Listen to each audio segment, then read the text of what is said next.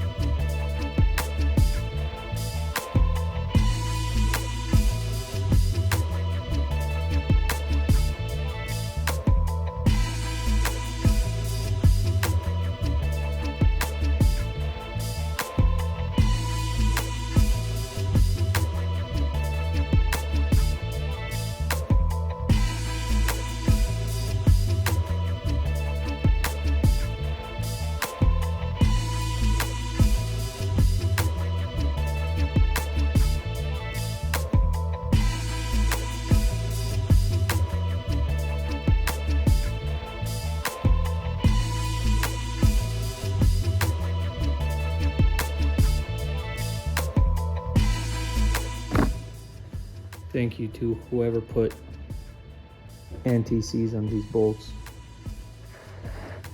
So I've been yanking on this motor, trying to pull it out, separate it,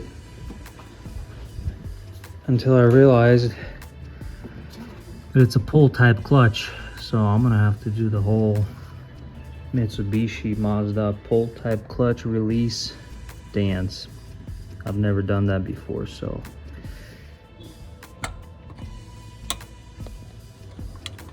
Would you look at that, guys? I released the bearing. First try. Nice. Now I better put something under this trans before it falls on my face. See if we can pull this motor.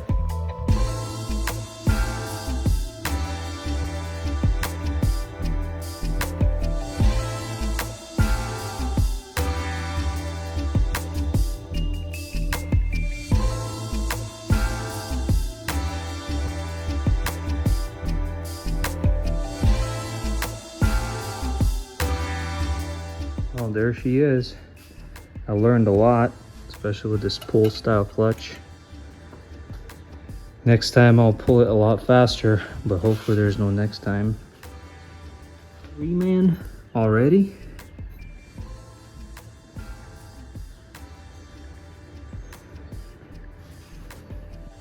Let's break it apart down to the barrel.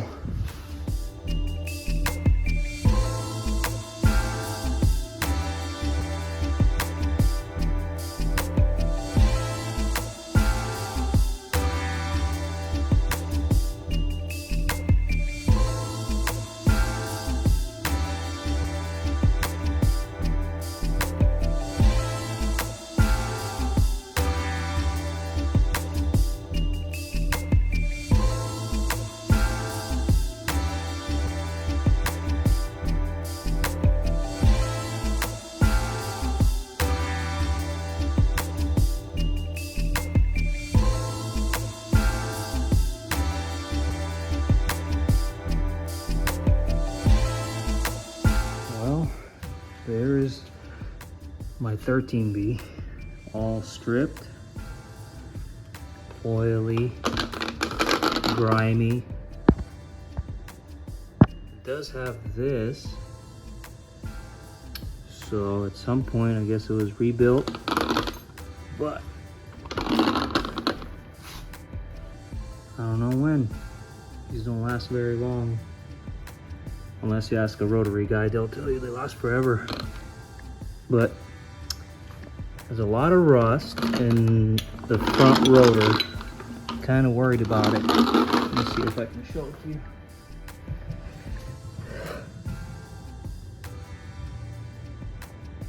See that? The rear rotor. See some scoring.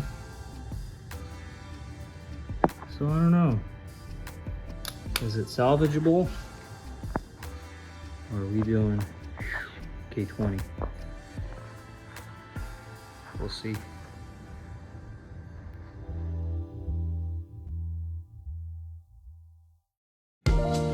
We are rebuilding with Rotary Engine Workshop.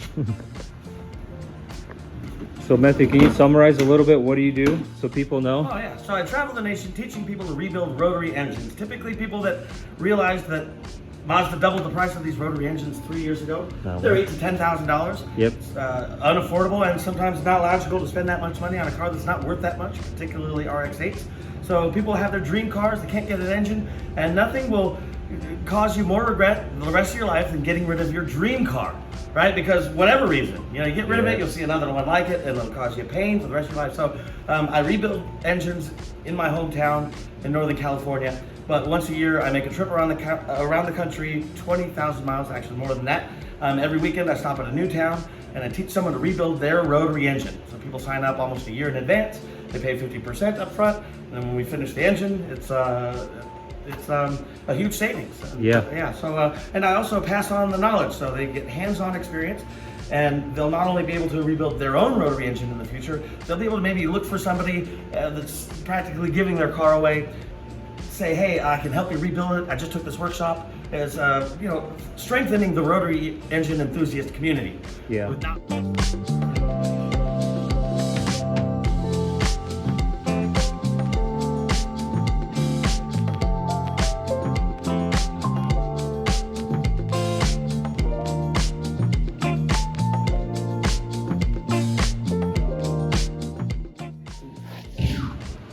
That's the Dorito magic power. Jeez. I've only seen this in pictures and videos, Yeah. Ooh. Feel the scratch button. This is likely where the oil is passing through. See, I don't see any oil on that. It was closer to the back. Well, this is the back. Yeah, this is the So back. it was like right here. Yeah. And see, It could be between the next ones. see, look right here. There's no silicone here, and it was passing right through there. So there's no silicone on this surface. There's no silicone on that surface. And Yeah. Both of these were facing the same way. None there. And look, there's none over here. You remember There's a little bit Which side here. did you pick it up on? I pick it up on the driver's side, and Wait, the you parked- passenger. So driver's side front was This picked is up. passenger side. This doesn't have any silicone. Yeah. I wonder where the oil came from. That's where. So the side seals are completely stuck on the rear rotor, and that's the one that had no compression. I'll insert the video of the compression test. I think I still have it. Completely stuck. Might be good news.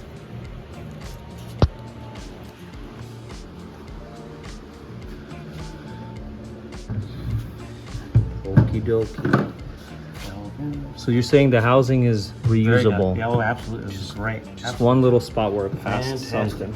No problem. This is fine because this is all chrome, non-corrosive. That's not bad. Yeah, these are all stuck again too. So Great. Look at this one. It's even got some. take a little bit of work to get those out without when they're stuck like that. I mean, they're just flat. a lot of finesse. They're Yeah, just- a lot of finesse. Anywhere. They're stuck. Dang, so I could have just sprayed brake parts cleaner in my exhaust housing. No, this is not great, but it's going to be fine. You're not going to lose any compression. I don't see anything that's worth. It's not in, it's out. Oh yeah, it's a little lower, Oh, it is lower. but it's not enough to cause you to lose compression, or not enough to have to replace any irons. They're gonna clean up just fine. So one rotor is clean. I sprayed some WD-40 on it. The bearing on this front rotor is, or rear rotor is good. The only little issue is it got hit with some material. So we just filed it flat. In that spot. And left a little groove here. Pretty nasty groove. I don't know. Might just send it. Broken iron. See the metal broke off? Yeah. The edge. And then the water jacket, he noticed it. It was pushed out, kind Yeah, of. water jacket was pushed out. Like, So what does that mean? well, a lot of times people say it's junk, but if we heat it up in the barbecue, slowly get up temperature, and then weld it, and then slowly let it cool off by burying it in sand, I've been pretty successful in building that up again, so that we're not buying a new one, because these are like $1,200. We're And trying it's a it. pretty common area, because you can see it's thicker up here. Yeah. It's a real thin area. So it's a thin area and it's on the compression stroke. Exactly. That's the compression strokes. I mean, that's a power stroke. Power stroke. Already explosion and yeah. But overall, I've seen Front worse. rotor is pretty nasty, and the bearing on it is shot. So we're gonna get a new front rotor bearing. Day 2. Item number 1 on the agenda is to fix this intermediate iron. Next thing, let's see, front stationary gear bearing. It is shot. You can see all the copper. And the front rotor bearing is also ruined. So I'll press those in, paint, and hopefully assemble. Easy to place. Stationary bearings in. See, and the hole that you have to see the screw through is so narrow. You can tell that Oh, it's not this one. it has a it's this one. specific place it needs to come to rest Oh. for that screw to get through. Right. Okay, I see it. And that localizes it. Like you can't be too high or too low. So that way it just prevents it from spinning? Yeah, the screw prevents it from spinning. I really appreciate you doing this for us. Thank you so much. No problem. I want to learn like rotary too. It's cool, you know. If you have time, we'll be assembling his engine tomorrow. You can come in. What time? Probably after, probably around noon. We'll get started. Let me know like when you get them. If Oh, I yeah. have time, I will. Okay, also yeah, I'll Yeah, text for sure. I want to see it. you. It's cool. Yeah, look cool. Is it moving? It's moving. Oh, there it goes. It was a little That's what we wanted cockeyed. to see, exactly. Okay, now it's even, right? Yeah, looks like it. They got a little cockeyed at first. It's a little bit cooked on the first time, but now smooth. Eyelids. Okay, it look even, you mean? It look close. Oh yeah, it looks perfect. What about the notch? Oh, there's the notch. Is it in there? Not just Oh, it's in perfect. Working on rotaries is 90% cleaning and prep and about 10% assembly. I got all the housings taped off. So we're gonna paint, and while they're drying, we're gonna start doing side seal clearances. And also, package of seals and who knows what arrived today. We ordered it at 1:30 p.m. yesterday, and it got here today at 10 a.m. So UPS and Mazda Tricks, highly recommended. Fresh coat, sneak peek, blue plates, just silver housings, and then once the blue dries, we're gonna do a coat of this metallic cast anodized. dropping the oil control ring spring. The ring in, you need to make sure the right spring is in. It prevents the rotation counterclockwise if it's facing the front of the rotor, and it drops into a little divot inside the groove. So that's the front of the rear rotor. Exactly. White springs. White springs, and then you've got this edge here that catches, and that prevents this ring from spinning because it's in contact with the side housing. Now, this is a very sharp edge. It's easy to cut your fingers. So if you were pressing down and you slide your finger, it can leave you a really nasty cut. Oh. Yeah. Now, these are factory O-rings. They go in very nicely. Atkins O-rings are a pain in the neck to get down. Those are the ones you were saying they're kind of oversized? Exactly. I thought you were talking about the coolant ones, but you're talking about the oil control. They're different too, but these particularly are Okay. This is called wrap butter. wrap butter. Something that you made. Yeah, so on hot days, Vaseline tends to turn to liquid, and it doesn't quite hold seals in place. And very common failure is having a corner or a side seal fall out during assembly, because all of this will be inverted when we drop it into the housing. And if a piece falls out, you don't always notice it. So this makes sure they're secure even on a hot day. It's an increased viscosity from compared to Vaseline. And it's a secret recipe. Yes. And yeah, it's makes things very reliable when you're assembling. You can be sure that If you're a garage mechanic like most rotary guys in your own garage in 90-degree day. exactly. Another benefit it has, if you're ever storing your irons, you spray it with WD-40 all day, but Runs off. Yeah, it dries out, and then you've got rust, especially if you live close to salt water. Next step. These rubber, what are they called? Just Yeah, the Plugs. corner inserts. Yeah. corner seal inserts. It should go real nice and smooth, and the shiny side up. We're not gonna switch it. There we go, nice and smooth. And you just kind of drag it through, make sure that it's lined up, and you just give it a nice little tap. Feels perfect. And we're gonna go around and feel them all and make sure they're all identical to the feel. Because if there's any irregularity whatsoever, that should be a big red flag. Investigate. There's always a cause for it. Don't ignore the slight.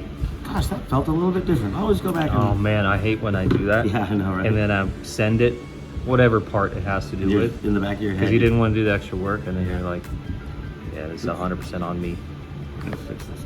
The end, like of the W shape, the tip is Yeah, up. so you can't just shove them in however it lays, Right. however it lays. This They is need up- tips need to be up. Exactly. If this is upside down, this has the potential of sliding over and getting underneath the corner seal and preventing it from. Oh, so you can't. There is a certain way they go. Yes, Let- exactly. So the tip is always up on the spring. oh, You pop it right down. Once you get it in there, it can't really turn inside. No, Okay, It's, okay. it's got an arch. That would be a to it. nightmare. Yeah, exactly. So we're gonna Okay. put 3 springs in. We're gonna apply a little bit more brat butter. Cannot have enough brat butter, especially on the downward side when assembling. You wanna Yeah, have- and this is the downward Exactly. side. of the rear rotor.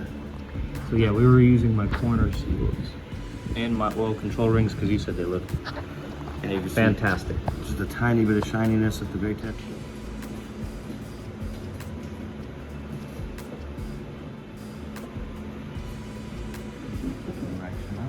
You get it stuck, yeah. So I take it off. Take off my glove. I never know.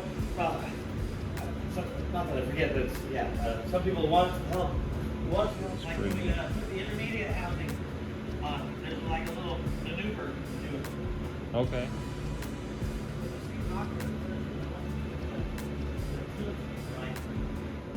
Something people don't talk about. Now, what I do is I'll go 1, 2, 1, 1,000, 2, 1,000, 1, with the consistent amount of pressure. And you'll get into a routine where you'll learn how much you're taking off with that, especially if you keep consistent. Yeah. That same count, same amount of pressure.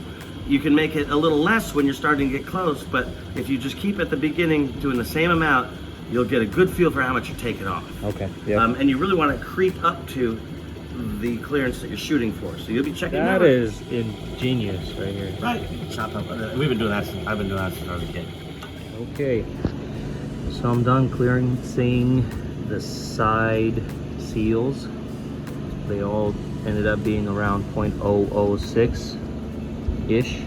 This one's a little looser, like you can put an 007 in there if you try hard. Yeah, they're all around 0.006. So I did this side and 2 on the other side. So I can just push this in, Yep. And it has play because it's not compressed. get it past. And you gotta get just past that second one. There you go. Well, it's in place. I can see it I can feel it ran into the. Right, so now you have to adjust a little bit. And see, we had even double checked to make sure. Okay. I've gapped all the side seals on the second rotor. And Matthew made the zip ties to go around the rotor to hold the apex seals in. Even while you're installing them, they just pop off when you don't put it in the housing. Now I'm gonna try and do this one. So here's a look at the OEM Mazda apex seal. And this corner is glued on, right? Yes. And then it pops off when you turn the engine over. Yep, sometimes not until it runs, but usually a couple of them will. Huh.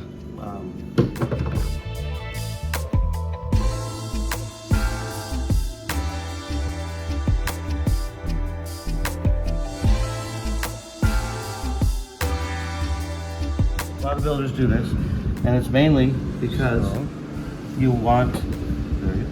That's enough. High tech, yep. These outer water jacket, it's only holding 16 psi, basically your coolant, Yeah. right? So it's important to have these seal well, but mainly they're prone to popping out of the way while assembling is taking place, right? So you'll have a gasket as you're putting it down, it's falling out and you don't notice it, and you know it ends up getting just a little bit out of the edge there. Oh, that would be a nightmare. Right, and then you have what? That's exactly what we're preventing by this, and that's why I let it evaporate a little before I put it in this, because it's not always as sticky as I'd like it to be. Well, plus when you're doing this, so it doesn't just spill out. Exactly, right? So it's not so runny, it follows that, it squeezes out of the grip. Got it. And you don't want to put so much that it makes a mess. Okay. Alright. And that's what you don't want. That tacky stuff is nice. Right? Foolproof. That's Oh, why yeah. I share these techniques so that I don't want people to make a mistake and when it could have been avoided with a simple technique or.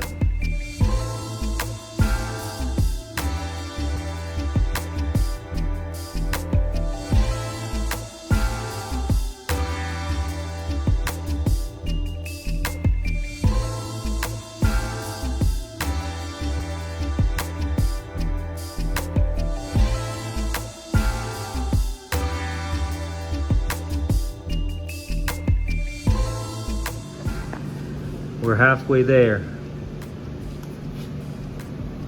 Got front, intermediate, schmoots. Shout out to Kyle Mohan, Monster Tricks. Yeah, that shipping was unbelievable. All right, let's keep moving.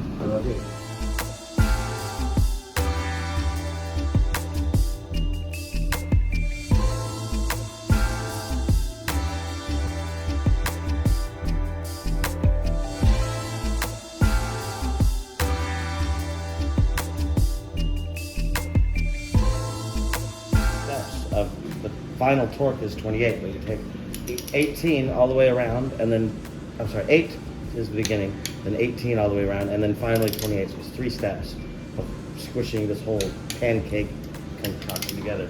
Because it's not just like putting on a head gasket. All of the springs on both sides of the rotor are pushing outwards. So you're really compressing the whole rotor and spring package. Quite dynamic. A lot of physics going on in there, buddy.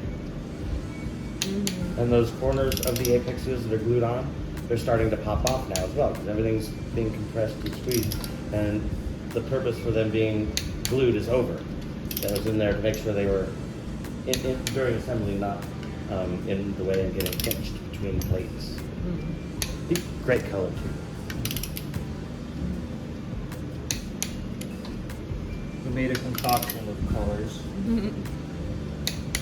So after this, everybody's going to torque these down, and then we'll flip it, and we put the front stack on, which is all of the gears and spacers and oil pump and everything that holds this eccentric shaft stationary in the middle while it's spinning. Not too far forward, not too far rearward, locked center, because there's a lot of pressures with the clutch and everything else that could be applying pressure forward on you. Final steps. I was kind of learning how to assemble all that stuff. Counterweight, oil pump. It's coming along.